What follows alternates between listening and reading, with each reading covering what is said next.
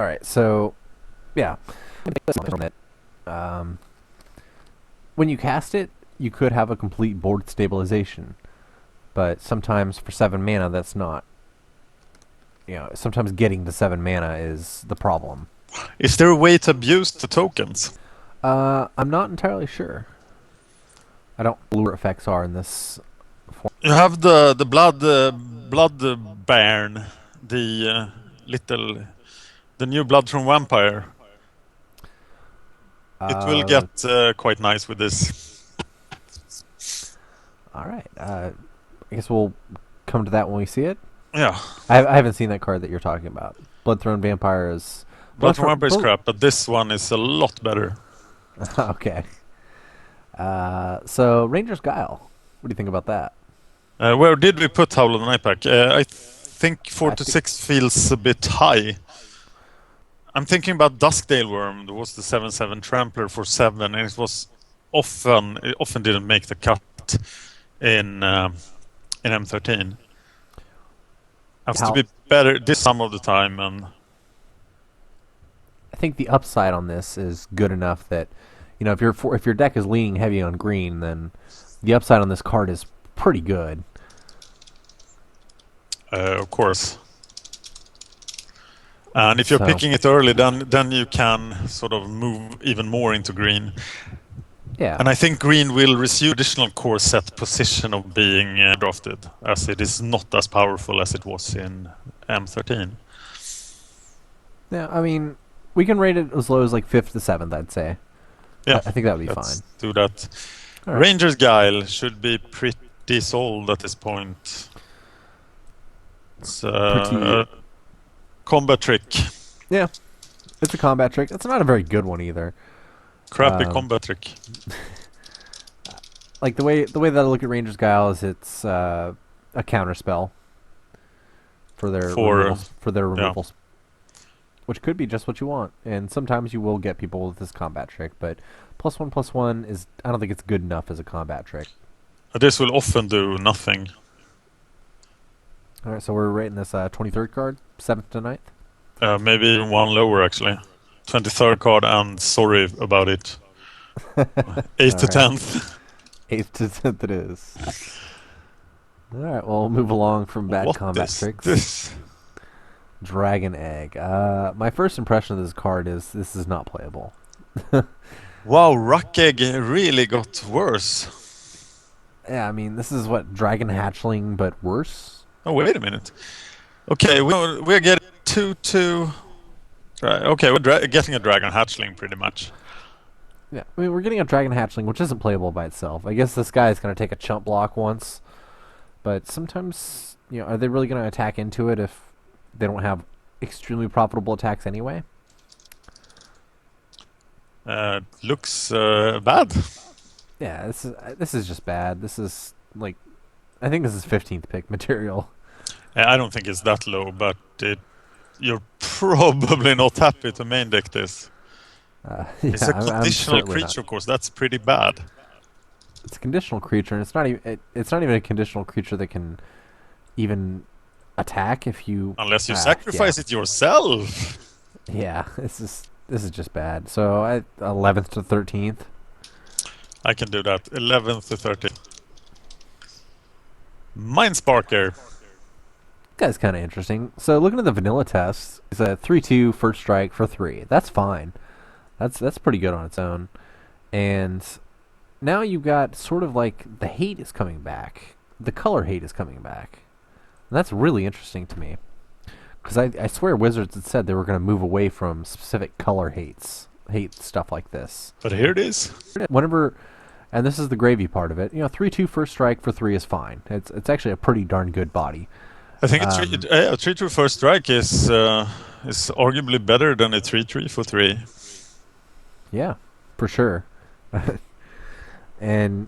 whenever an opponent casts a white or a blue instant or sorcery spell, Mindsparker deals 2 damage to that player. So he's going to help you out with burning your opponents if they're trying to unsummon him or, do a Celestial Flare even, where you sacrifice a creature. So, yeah, I like this guy a lot. I don't know if he's first pick material, but if there's nothing else really good in the pack, I will certainly consider first picking him. Maybe he's a second pick. Yeah, I think second to fourth is where we're going to place this guy. I think his ability is mostly just a bonus. But being a 3-2 first strike for 3 is very, very good. Yeah. Being double red, of course, makes him available for the red deck.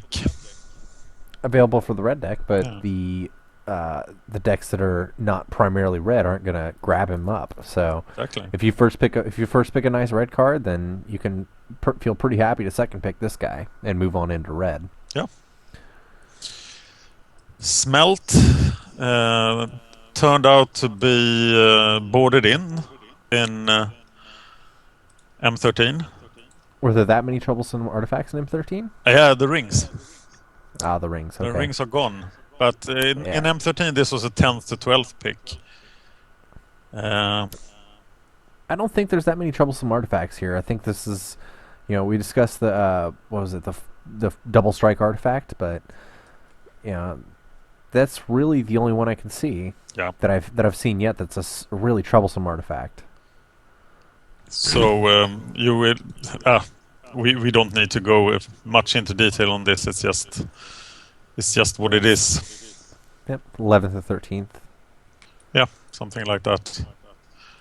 Wild Guess was... I still wasn't really sure about Wild Guess when I ended M13. It didn't main deck it any longer. But when I main decked it, it wasn't bad. So the guess that I see is it's a looting. It's not going to negative card advantage, but you're just looting with Wild Guess. Yeah. So, I don't even know where to rate this as far as that goes. I had it as 7th and 9th in M13, and I think I can live with that. Okay, so we're talking about 8th, 10th? 7th to 9th. Okay. This will be played some of the time, and if you cut it, you're happy. And in the... if you have Archaeomancer and you need to boost your blue-red count, this is a perfect way to do it. Okay, that's fair enough. I think I can live with that. Yeah, it's pretty much a non-card. It's either it's there or not, and it's no big difference. What about Shrivel? That's a weird card.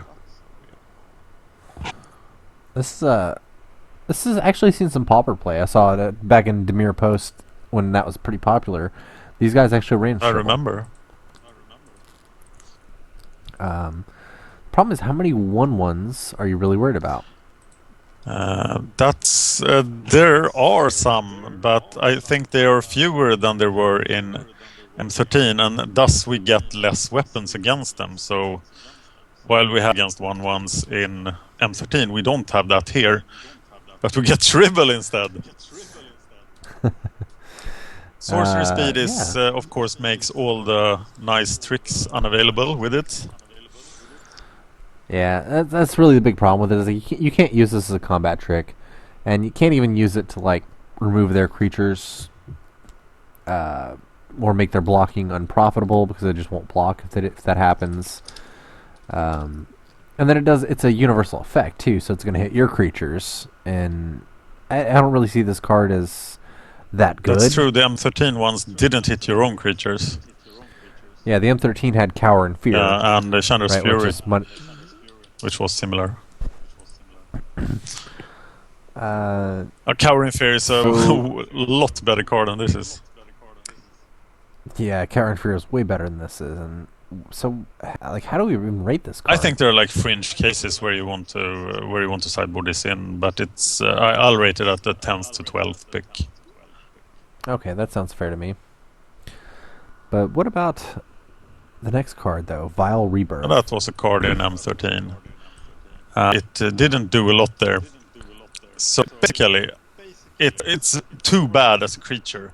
You can't trust on this as a creature, because when you want to play a 2/2 creature, you don't want a condition.